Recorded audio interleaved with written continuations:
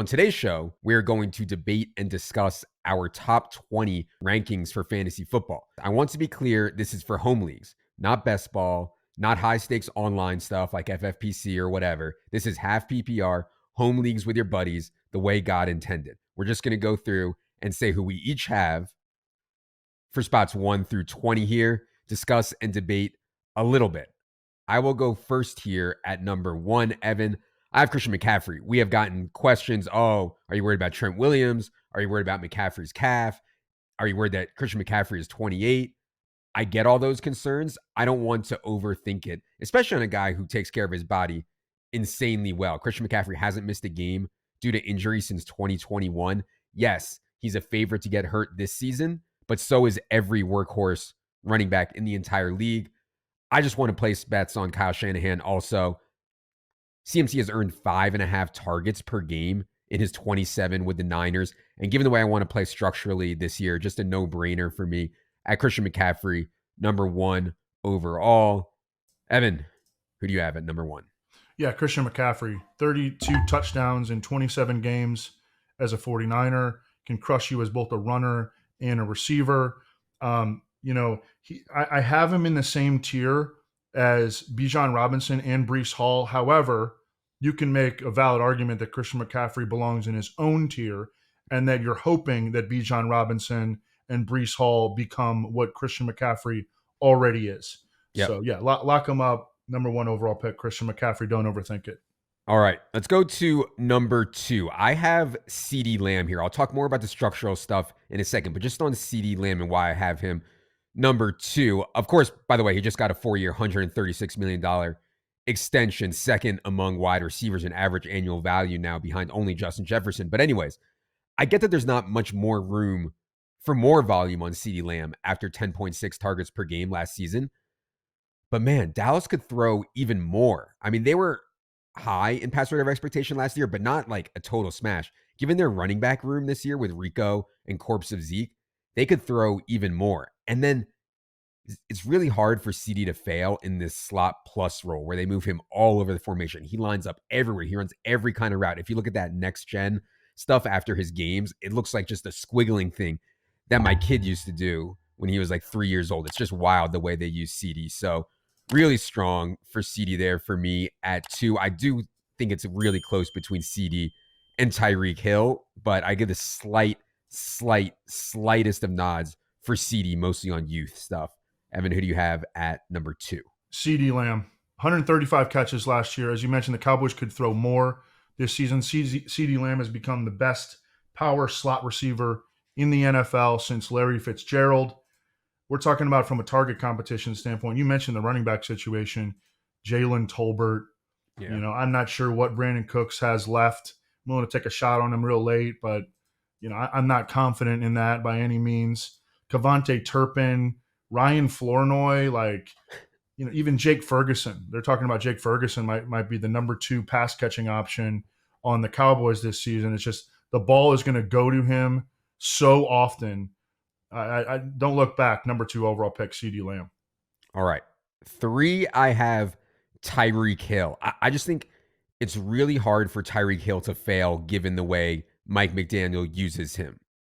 I mean, remember Tyreek got a little bit banged up late in the year, but the first 12 games of last season, you can make a case that Tyreek Hill was the NFL MVP. Now, it's really hard for a wide receiver to actually be the most valuable player, but you can make a case. I mean, he was averaging 7.8 catches, 123.4 yards, and 1 touchdown per game through his first 12 last season. Just absolutely outrageous. And they force feed him the ball and just get him the yak spots. It's just really, really hard for Tyreek to face plant by any stretch. Evan, who do you have at number 3? Tyreek Hill is 30 and a half years old. So that's why I have him behind CeeDee Lamb primarily. He's gone for over 1,700 yards in both of his 2 seasons with Mike McDaniel.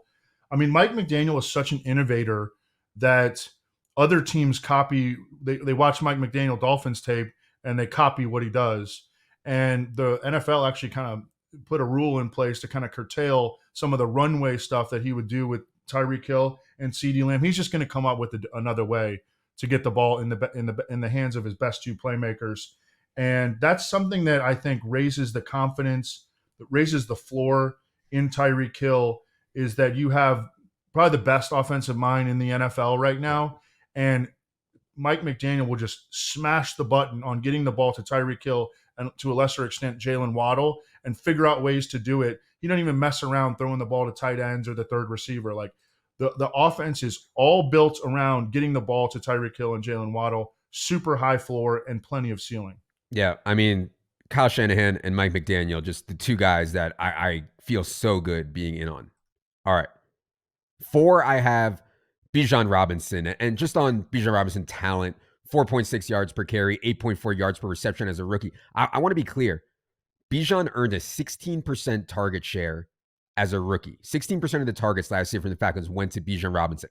That is massive for a guy whose snap share was not that high. For reference, that 16% that Bijan was at was the same as Brees roughly. And the only guys that they were behind was Christian McCaffrey.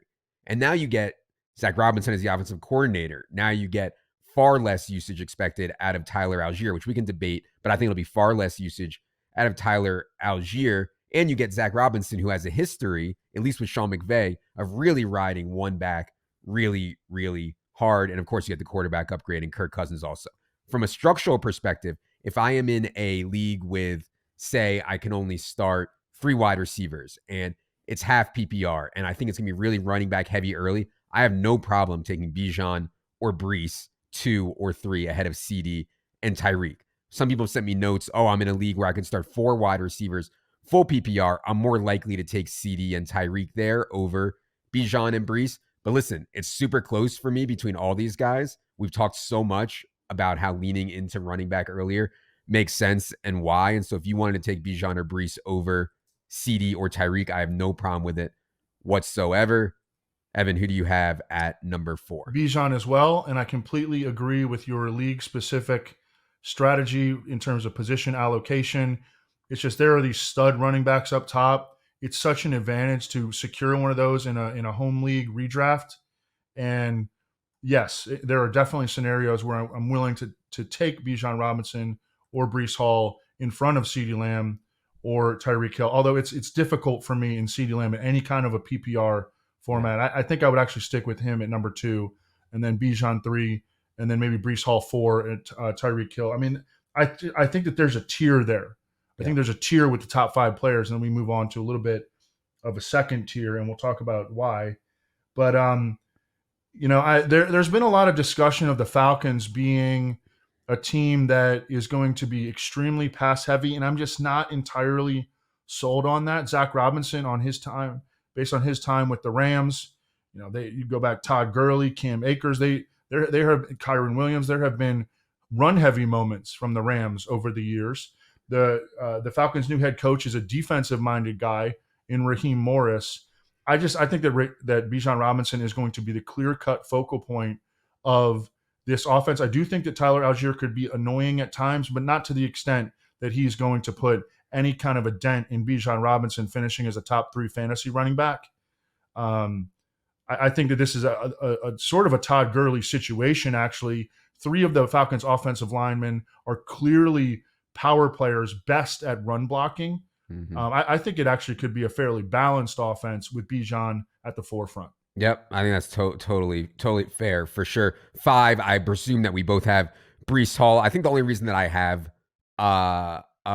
Brees slightly behind Bijan, just fewer shootouts. It's less likely to be a shootout in these Jets games. Rodgers plays so slow. Their defense is so good. Rodgers also likes to throw around like the 1 and 2 yard line, probably more than most quarterbacks in the league. So it's really, really tight. I absolutely love Brees also, but I do have Bijan slightly ahead of Brees. Sounds like, Evan, you do as well.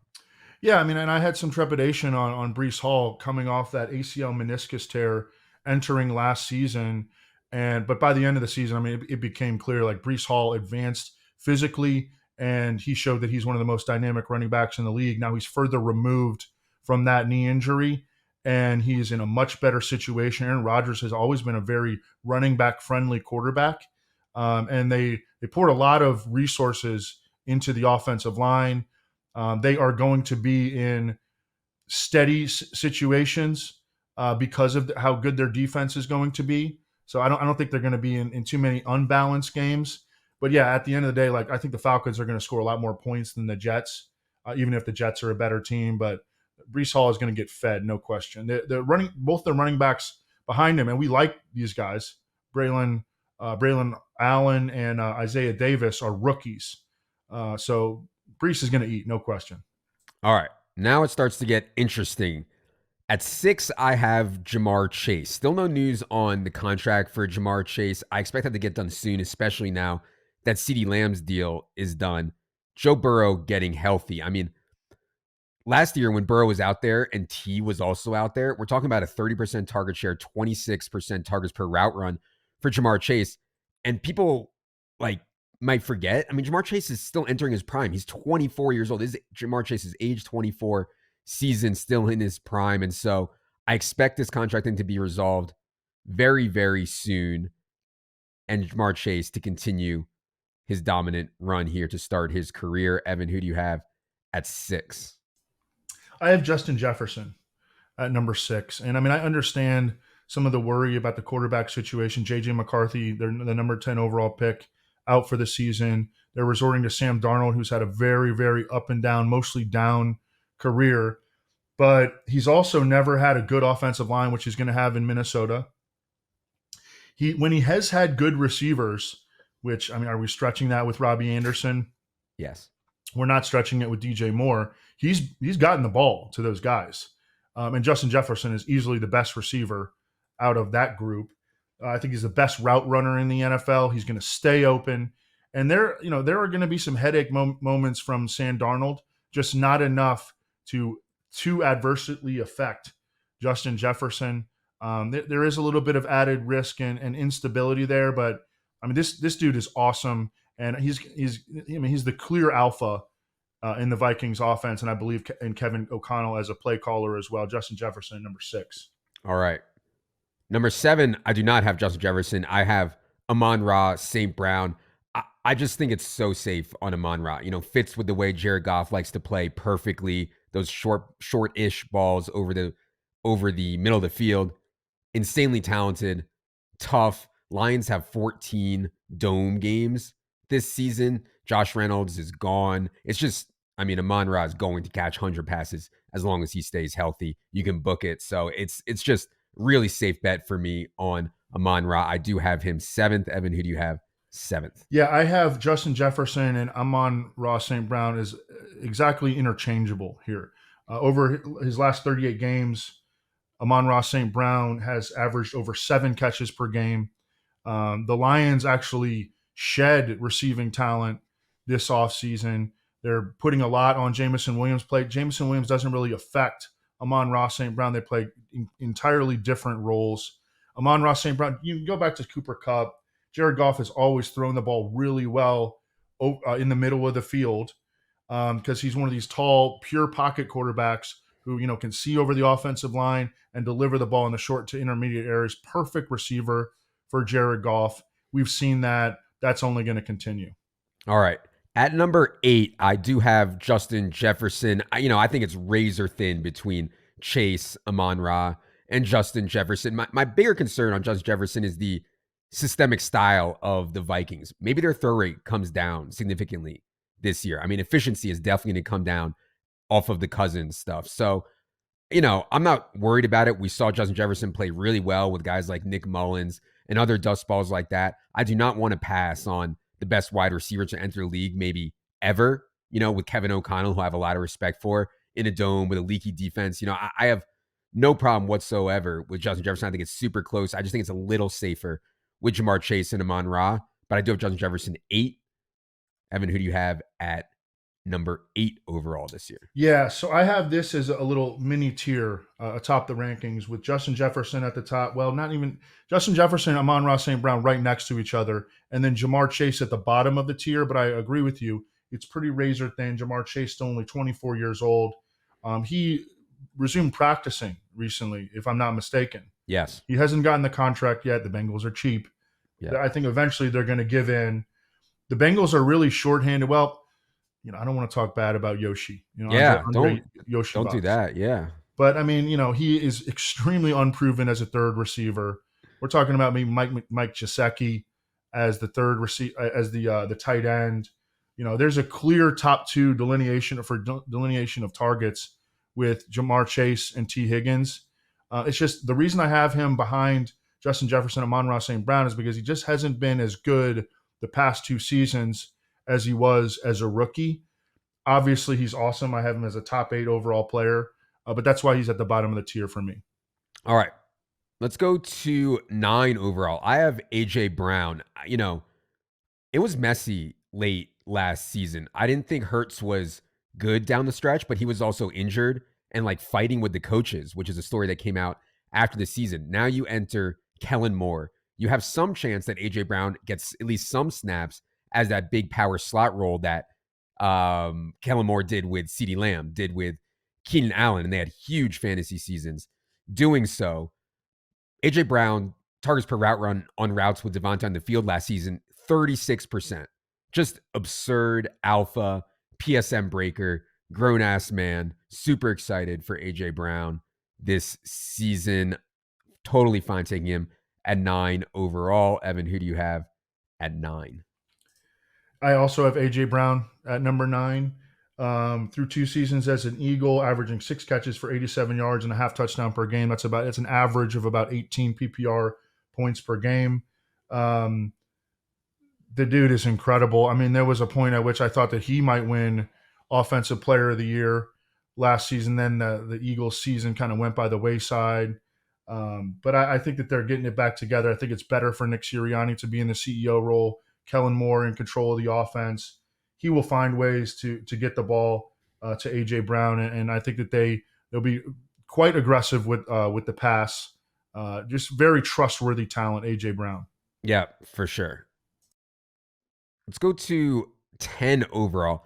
I have Puka Nacua. I mean, certainly not a fluke as a rookie, especially once you bake in Puka Nacua's per route college numbers, which were really strong in terms of target earning and production on that smaller sample. In terms of routes with Cooper Kupp on the field last season, Puka still earned 29% of the targets. Cooper Kupp was 27%. I think, I like Cooper Kupp. I think I was doing the exploiting the default ranks, and I thought Kupp was going too low on a couple of the sites out there. I think he's a fine, like 3rd or 4th round pick. The difference for me is just Puka's 23 and Kupp is 31 and has missed 13 games over the last 2 years. There's just so much more risk in Cooper Kupp. So, Puka Nacua, even if Cooper Kupp stays healthy all year, to me is still going to be the 1A here. I do have Puka at 10 overall. Evan, where are you at 10 overall? Can I do 10 and 11 together? Do it. Okay. 10 and 11 are right next to each other for me, Jahmyr Gibbs and Devon Achane. Now, if you are in one of these leagues where that Adam has discussed, where it's full PPR, you can start 4 receivers. Like my next 1, 2, 3, 4, 5, 6, 7, 8, 9, 10, might even be more than that. My next 10 players are all wide receivers. Yeah. Okay. And my rankings tend to be geared more toward home leagues where I think that elite running back talent is at a premium. And so that's why I have Gibbs and Achane and Devon Achane right next to each other and up really high, because I want to emerge, especially if I don't get, one of Breece Hall or Bijan Robinson or Christian McCaffrey up top. Like, I want to emerge from my draft with a running back that gives me a chance to be a true difference maker. And I think that the potential to get a guy like that falls off dramatically in like the 3rd, 4th, blah, blah, blah round. So I think that both of these guys, even though they are technically committee backs, they're both in very trustworthy offenses. They have extreme big playability. Jahmyr Gibbs, over his last 14 games, scored 14 touchdowns. He got better as his rookie season progressed. And then Devon Achane, reminds me of Chris Johnson in a track meet offense. I think that there could be some frustrating, touch volume games mixed in for him. But the fact that they are using other running backs in the backfield along with him actually reduces his chances of getting hurt, which I know a lot of people are worried about. Devon Achane can just absolutely win you a week. He did it, if you look at the Dolphins team preview, 5 times last season. And I'm willing to take the risk on him, even if I'm fairly well above ADP on Devon Achane. Okay. That was 10 and 11 for Evan. My 11 is Jahmyr Gibbs. As Evan said, I want to get back into running back early here. 15 games as a rookie for Jahmyr Gibbs, 12.1 carries and 4.7 targets. I think he'll get a bump there. Like, I think that he'll see more volume this year. But even if not, like, Dave Montgomery's going to play a lot. So even if he doesn't get a bump off that rookie year, just insane efficiency and script proof stuff from Jahmyr Gibbs. So yes, I have him at 11. Evan already gave his 11, was Devon Achane. I will go to 12 now. 12 for me is Kyren Williams. This is where I really divert from the best ball or high stakes stuff like Evan's talking about. And I think, Evan said it well. I would just add that I know I'm going to get awesome wide receiver values in my home league in rounds 3 through 7. Our rankings between wide receiver and running back in that range, that round 3 to 7 range, won't be close. Like, it'll be the wide receiver will be the right play almost every time. But at the top, they are close. And in these spots, I'm leaning running back. And so I would never take Kyren Williams 12th in a best ball league or an FFPC league or anything like that. But here in a home league, I have Kyren 12. Yes, they drafted Blake Corum, and he's probably my favorite handcuff. But Kyren, I mean, the Rams just love him. And McVay loves leaning on one back instead of 85, 90, 95% of the snaps like Kyren got last year. Okay, maybe he goes down to 75 or 80%. And that's still a smash, given the state of the running back position and Kyren's ability in this offense. So I know it's going to be controversial, but trying to get back in on running back here where it's close with a lot of these other wide receivers, Kyren there for me. So I have Kyren Williams all the way down at 22. Uh-huh. I as I mentioned, my next 10 guys are all wide receivers. Yeah. The reasons that I don't have Kyren Williams, I don't think that he's as talented as Jahmyr Gibbs and Devon Achane. Correct. The Rams offensive line situation is kind of like I really considered it as a positive about a month ago, and I'm a little bit worried about it right now. Alaric Jackson, their starting left tackle, has been suspended to open the year. Jonah Jackson, their left guard, who they spent a lot of money on, is out like indefinitely, and Rob Havenstein, their right tackle, is injured. And the Blake Corum situation. I mean, I do think that there's a scenario where it could be a 60-40 split. Yeah. Now, I totally understand your side of the argument on Kyren Williams, but I just wanted to address why I do not have him as a top 20 player, whereas you have him as what, number 12 or 13? Yeah. Yeah. And so I would say, if it goes 60-40 between Kyren and Blake Corum, that would just be something Sean McVay has never, ever done. Ever. So Absolutely. So, we'll see. I'd be surprised if it got anywhere close to that. So would I. And that's why I have Kyren as the number 22 overall player. But I do think that there is some risk. My next player, I'm number 12, right? I'm at number 12. Go ahead on 12. Yep. I have Puka Nacua there. Yep. I moved him down a little bit. He was ahead of Achane and Jahmyr Gibbs at one point, or at least he was ahead of Achane. But this knee injury that he suffered in training camp. Yeah. Have you heard any? I feel like I haven't heard anything about it recently. I saw reporters said he was back working out on the field a couple of days ago. So, and okay. He said he's fine. I mean, I'm playing it as if he's totally fine. Okay. Well, that's why I bumped him down just a little bit. I still have him as a first round pick, but he's obviously at the end of the first round. There's not a whole lot more to say. The dude is an absolute stud. He had an historic rookie year. If not for CJ Stroud, he definitely would have won Offensive Rookie of the Year.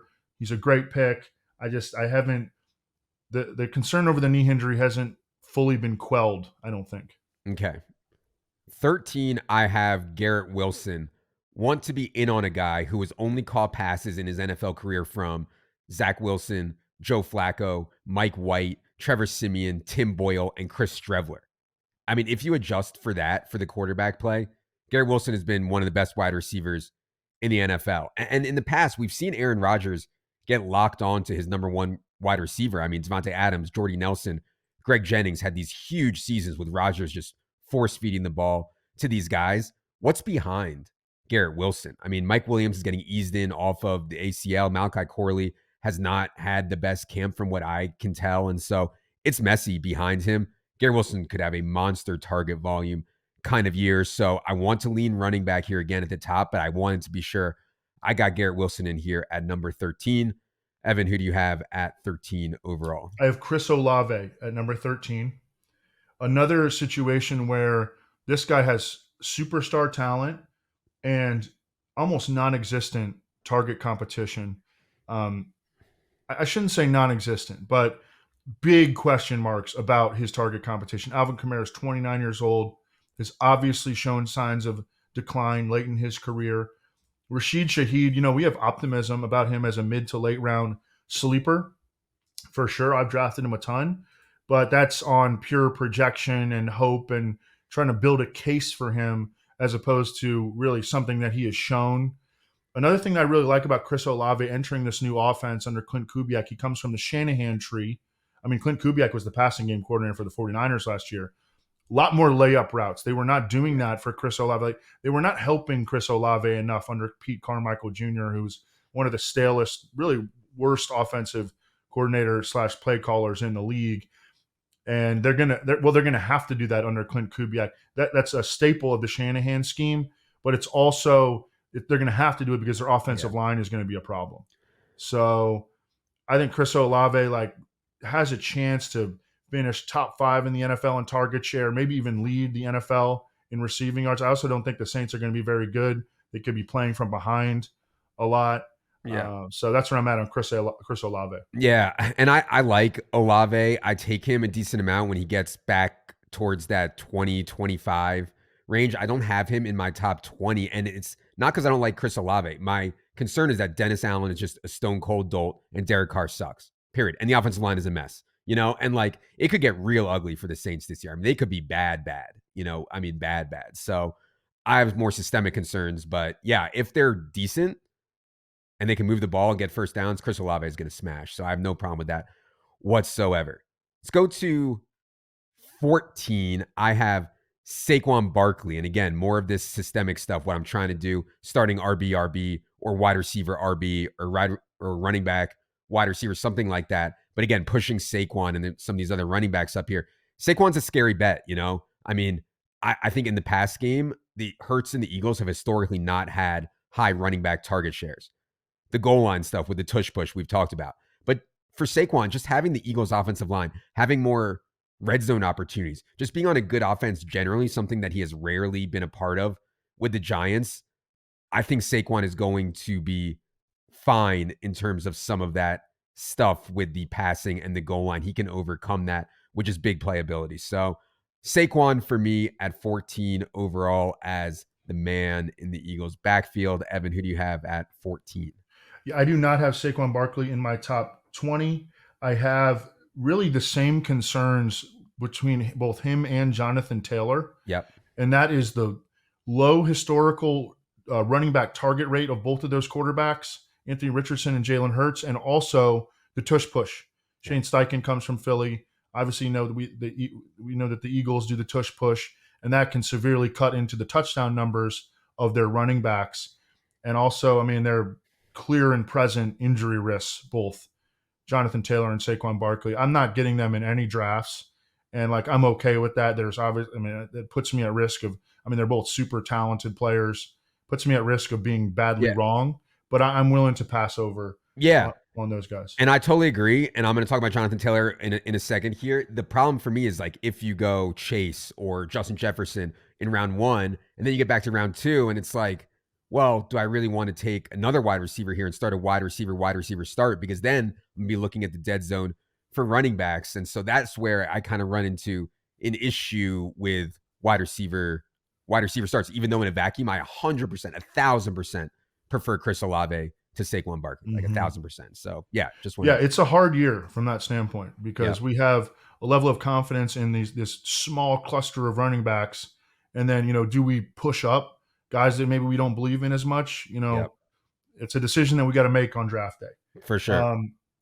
I'm at Garrett Wilson, number 14. As you mentioned, 95 catches this past season with Zach Wilson, Trevor Siemian, and Tim Boyle at quarterback. I don't think that there's a lot of shootout potential for the Jets offense this year, but I do think that there's big upside for Garrett Wilson's target share. And it sounds like Aaron Rodgers looks great so far on the practice field. Feel very comfortable taking Garrett Wilson in the early to middle part of the second round. All right. 15 overall, I have Devon Achane. Kind of a similar bet to Jahmyr Gibbs, but I think the reason I have Achane a few spots behind Gibbs is I think the volume is capped a bit more on Achane. If Raheem Mostert were to go down, I don't think that means 20 touches for Devon Achane. But if David Montgomery goes down, I definitely think Jahmyr Gibbs is going to get 20 touches. I think they're going to be a bit more careful with Achane and his workload, especially after they drafted Jalen Wright. Now, all that said, I want the guy who can score 40 points from the running back position on my team. I want the most efficient rookie running back ever in the NFL on my team. So yeah, Devon Achane at 15 overall. It's a wide range where he goes in home leagues, but I kind of doubt that you need to take him where Evan or I even have him to get Devon Achane on your team this year, should you want him. All right, Evan, who do you have at 15 overall? 15, Nico Collins, still only 25 years old. The Texans obviously believe in him. They gave him a big extension this offseason. I think that CJ Stroud can win MVP this year. I think CJ Stroud could lead the NFL in touchdown passes. And Nico Collins is like his clear alpha receiver in that X role that the Shanahan-Kubiak offense has always featured. Bobby Slowick, obviously a product of that, the Texans play caller. I think Andre Johnson, Brandon Marshall, Julio Jones, Brandon Ayuk, like Nico Collins is that dude in this offense. And I understand, like, people, oh, well, are the targets going to go to Stephon Diggs, whatever, Tank Dell? I think that they're all going to eat. I think there's going to be a level of inconsistency, possibly. One of the guys gets left out on a somewhat weekly basis. But at the end of the year, like, Nico Collins could go for 1,500 yards and 10 touchdowns, no problem, playing indoors. CJ Stroud, like, you don't go get Stephon Diggs and throw the ball less. Yeah. Like the Texans are going to throw the ball a lot this season in really nice environment. In a really nice environment, they're getting their whole offensive line back. Like, I just think all three of the receivers are going to cook. Yeah, I mean, there's so much more room for them to throw more than they did last year. Like, so much more room for them to have a different philosophy on first down and overall throw rates. All right, 16 overall. I mentioned that already. Jonathan Taylor, for me, same bet as Saquon Barkley. Just with shakier quarterback play. That's it. But what's behind Jonathan Taylor? I mean, Trey Sermon, Evan Hull. It's really ugly behind Jonathan Taylor right now. Again, this is another one where never in a million years would I take, Chris Olave over Jonathan Taylor straight up, or Nico Collins over Jonathan Taylor straight up. It's more about if you start wide receiver, you need to force running back here in round 2. I have no problem with going the JT route here at 16 overall. Evan, who do you have 16? I'm going to do 16 and 17 together. Cool. So I recently made a switch, one that I've been contemplating for a while, between the two rookie receivers, Malik Nabers and Marvin Harrison Jr. I moved Malik Nabers ahead of Marvin Harrison Jr.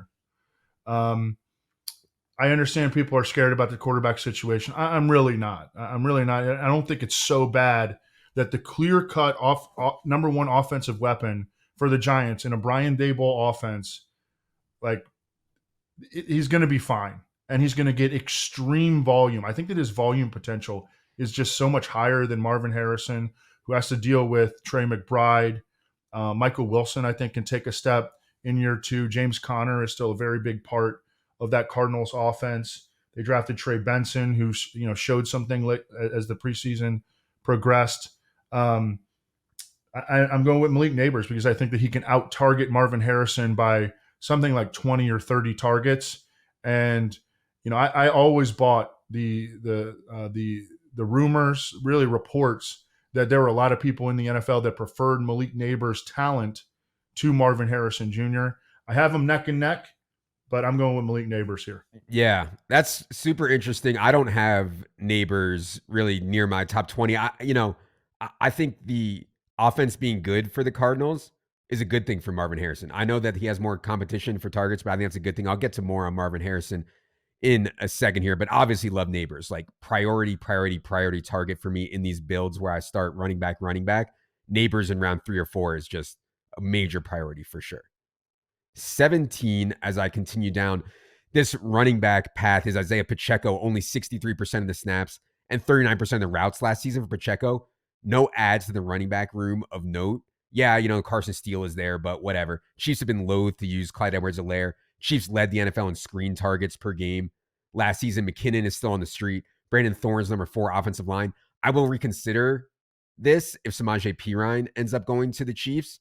But barring that, I mean, efficiency is going to be very strong. And I think this role for Pacheco is going to be outrageously strong. So, yeah, if you need running back in round 2, if you started wide receiver, one of the guys at the top like Chase or CD or Tyreek, the Pacheco late round 2 should certainly be available to you.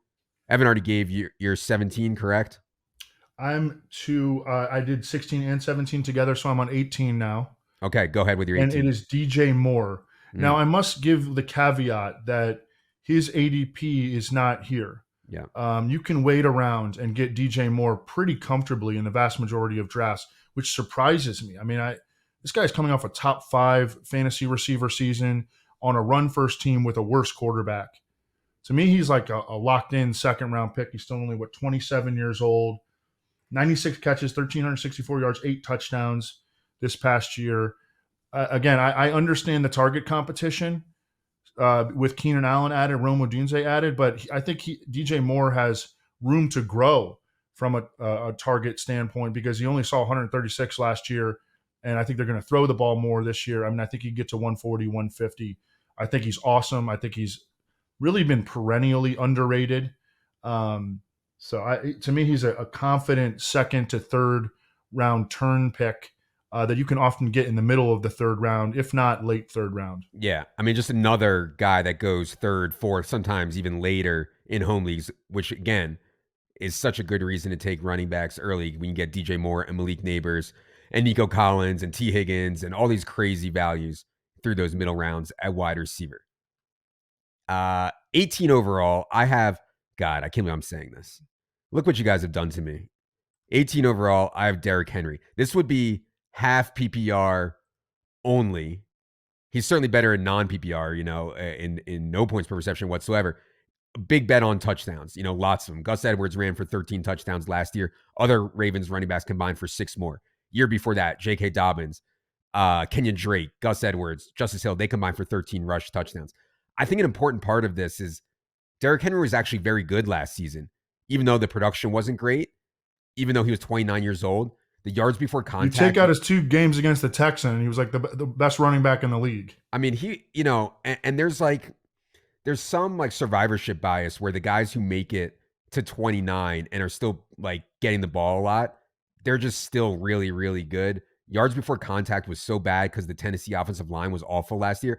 Ravens offensive line, I have concerns about, but it's still going to be better than Tennessee's was last year. I mean, Tennessee's offensive line last year was so bad. So I don't feel great about this. I don't like players who kind of can get schemed out when their team falls behind, but expect the Ravens to be very, very good again.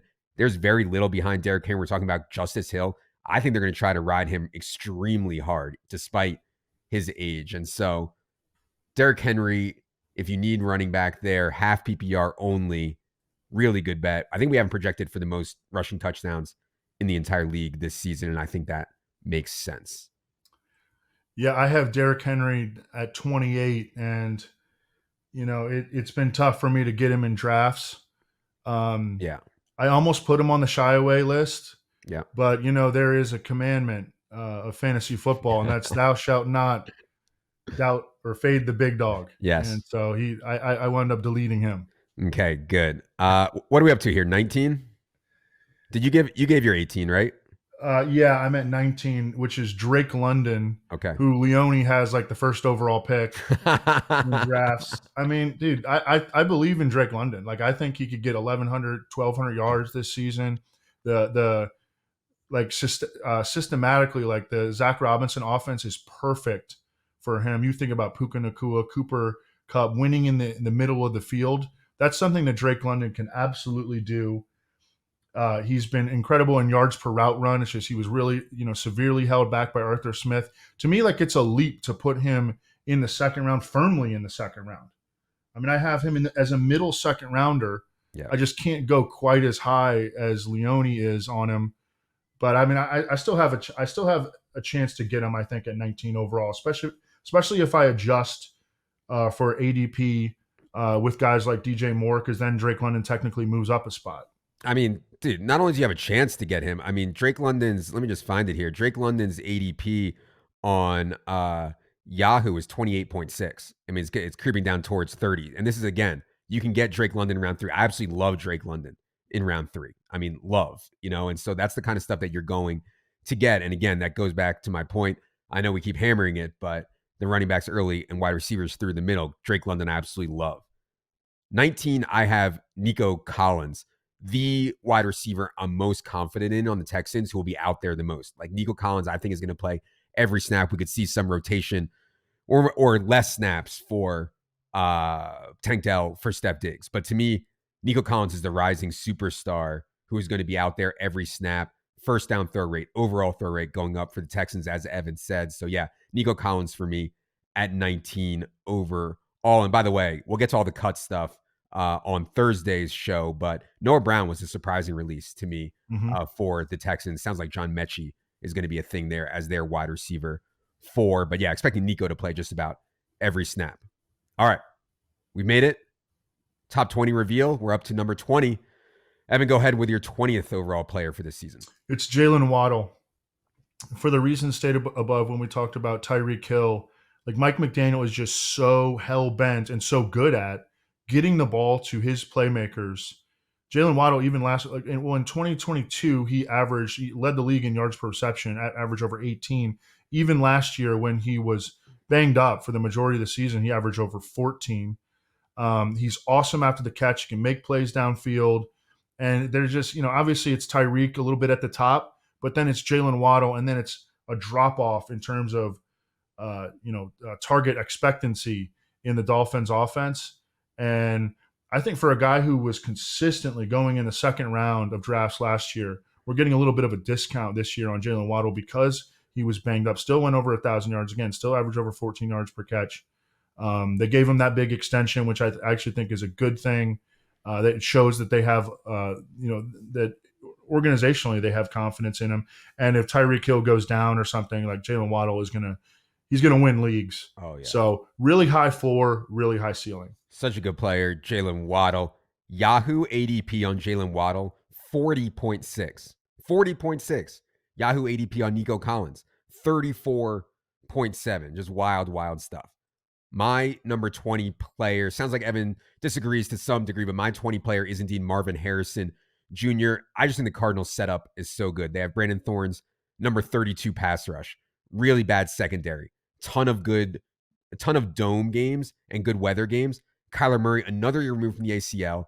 You get year 2 of McBride, which I think is a good thing if the offense is good. And then you add in Marvin as the no doubt alpha. I mean, we could see so many shootouts out of this Cardinals team this year. I don't think we're going to see those same kind of shootouts out of the Giants and Malik Neighbors. So I just think the environment is so much better for Marvin Harrison.